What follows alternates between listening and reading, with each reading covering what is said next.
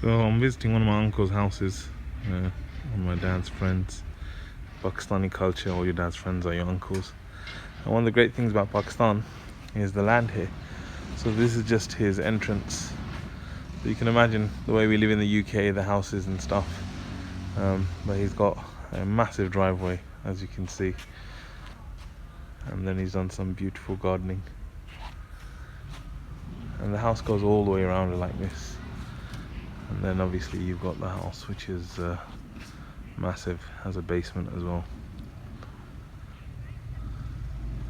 Just wanted to show it to you because, like I said, I think in the UK space is a big issue. I'm just wondering what kind of effect it has on our life, being very, very tied up, in confined spaces. Whereas in Pakistan, everything is very, very open in most places. Even people who don't have a huge amount of money will have a spacious house, and I'm sure that has a amazing effect on them as well.